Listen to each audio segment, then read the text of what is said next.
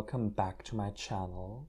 This is the second part of the whole kind of mini series I'm having for January/February. That is the non-mini plants that came in my mini plant order. I just want to continue with the plants from Lucke Orchideen. So if you're into that sort of thing, just keep watching.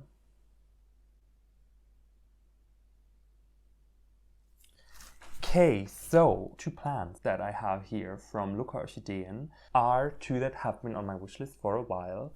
One is a walkeriana, a Cattleya walkeriana, because I'm really happy with how my walkerianas are doing, even though they're not blooming. I really like their growth habit and just like the shape of the pseudobulbs, the leaves on top. So I really enjoy them, and I think they are a pretty easy plant to grow, maybe not to bloom, but growth-wise, they're really nice. And so in a way, they are a little bit like the Laelia, where it's just like a round, plump, shiny bulb, and I love that. But they have kind of the more typical Cattleya leaves on top. So yeah, my walkerianas kind of woke up and they're already producing their next bulbs for this season. So that's really exciting. And so I got two walkerianas from Lucke Orchideen in 2020, and they came kind of in a community pot. I assume they're a tipo. Then I have one that I got from Lucke Orchideen, I guess towards the end of 2021, which is a semi-alba. And now I got a Coerulea as well. So kind of slowly building up a collection of the walkerianas as well in different color forms. What I am actually really interested in is a vinicolor. I've seen in Brazil and so on, vinicolor is one of the other color forms that exist for walkerianas and nobiliors. I've never seen any of those in Europe, including also imports to Europe. So I don't know if this is like a very new color form, but definitely something I want to add to my collection as well, because it has like a more moody color palette. And I like bright colors, but also like the deeper, kind of darker, less saturated flowers as well. Anyways, with all of that said, let's just look at the plant in here, the walkeriana Coerulea. Again, like, Lucke, please, like, what is this wrapping paper? Awful. Ugh.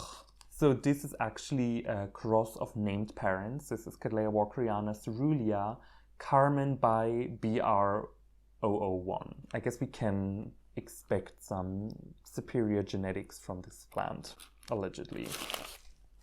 So this plant is from a recent import, I think. This would definitely also explain the state of the root system, or rather the lack thereof. Yeah, there are some new roots kind of... No, there are no new roots starting. I thought there were, but not so lucky. There is at least one good root though, so hopefully this plant is going to be able to bounce back. I have seen that the two I have like to produce roots after the growth is matured, so I hope that this plant is going to do the same. If not, it's just going to be a little bit of a rough year, so whatever, Gorge, you'll manage. If you have any care advice for walkerianas, or if you have some secret tips on how to get them to bloom, leave them definitely in the comments. What I can tell you is I give it a drier winter rest, so I just kind of mist it and see if the bulbs shrivel, and that's kind of my sign that the winter rest is working. I also have the grow lights on a schedule, so they always switch on and off at the same time every day, and I change this time according to the season to kind of simulate the seasonal change of day light length. I do not switch on lights after the grow lights are turned off. I close the blinds to prevent any kind of stray light coming from street lights into the growth space. I don't know, what else can I do to make it bloom? Maybe it's still a little too small to really bloom, or maybe the new growths that are coming are actually blooming spikes. I don't think so, but yeah, let me know. I guess this walkeriana is going to be a mini orchid for the foreseeable future, and I guess walkerianas are definitely more compact than many other Cattleya species. But then again, if you watch Stephen and Campin Lewis channel, who has like walkeriana bulbs this size, they, I guess, can be pretty big too. Anyways, the next one is a plant that has been on my wish list for at least 500,000 years. This is a Laelia crispa, and The one they have is Flamea by Vinicolor by itself. So not really sure what the flowers are gonna look like, but I really don't care about the flowers or like what the flowers look like, but the fragrance.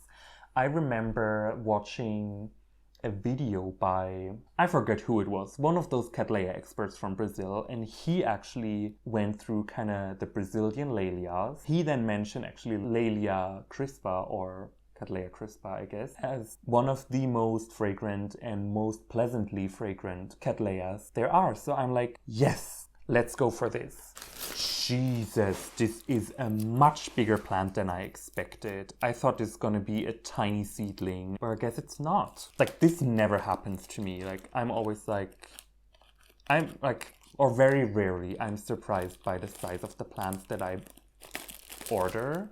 Because usually I'm like, okay, it's gonna be in this size pot, and then you can kind of infer how big it's gonna be, and also based on how long it's supposed to be blooming size, but I don't know, I thought it's gonna be tiny. So much for, oh, I don't want to buy big plants because I don't have any space left. But there you go, this is apparently a very well-grown plant so far, with quite a few pseudobulbs that are bifoliate. Again, referencing Stephen Campin Lewis here, he said plants do that when they're still a little younger, but growing under really good conditions. So I don't know, I guess this is a happy plant then, huh? For sure this is gonna be repotted. I hate Lucke's substrate. It's awful. The roots look pretty good too. I think this is also part of this new import that the walkeriana came from. But these roots are really nice. Some are dead, of course. I'm probably still gonna leave them on for now. It smells very fresh, very beautiful. You know, it's like earthy bark forest stroll fragrance scent or whatever, rather. Just kind of removing the sheath. I like to see the bulbs, and also with my scale problem, the scale kind of oftentimes starts underneath the sheath and then crawls up the leaf. And if there's no sheath covering the pseudobulb, I have a much easier time spotting them sooner, and then I can just scrape them off and burn the entire plant. Okay, so this one growth is a little twisted, I guess, or several of them seem to be a little, kind of have a little twist to them. Very interesting growth pattern there. This leaf in the back looks to me like it got a little cold, maybe. Poor thing. I mean, it is winter here in Germany, but seriously, temperatures do not imply winter. Yeah, so there is definitely an eye for a new growth that can develop, and this is going to go into kind of my kind of media, and I'm just going to treat it like a purpurata maybe, and that should be fine, huh? Okay, a new day, new me, huh? So today I would like to continue with the haul video. I want to unpack some other plants that I was still waiting for while I was filming the first part of this video. These are kind of bigger plants, but they've been on my wish list for a while, so let's have a look. First off, this is a plant that Nina and I think Ed's Orchids and probably also other people, but I'm aware of these two channels. They made a video on it. It's Laelia perrinii. Oh, this is such a beautiful plant. And as you can see, it's this one. This is supposed to be a Tipo. It's already pretty big. So that's really nice. I have some really nice pseudobulbs on it, really healthy ones. And the root system also looks really good. So I'm super excited to add this plant to my collection. I feel like if you have Laelias and Cattleyas, the perrinii is really something interesting. The shape of the flower is just so different from other plants in this group. So super nice. I also got this one. This is Laelia perrinii, but it's the Coerulea version. If I'm not completely mistaken, these are multiple plants in here. So that's always nice to have a few extras when they're that small. But yeah, I just could not pass this one up. It's been on my wish list for a very long time. And then when I saw the Care Club, I'm like, this needs to join my life. And now I finally got it. These are a little harder to find. It's not something that every nursery will always have on hand. So you have to kind of keep your eyes peeled and hunt for them. But yeah, very, very cool. And then, last but not least, we have, who are you?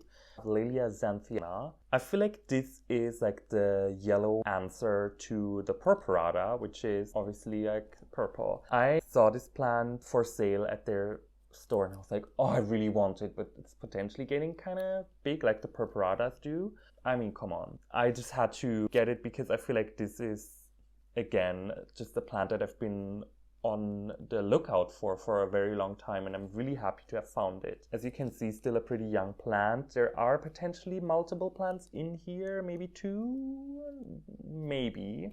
Not 100% sure, but I have a new growth just emerging. It does have some freckles, so I hope that's part of its normal complexion, I guess. But yeah, really excited to have this plant, and yeah, that's it. This completes the haul. Thank you so much for watching.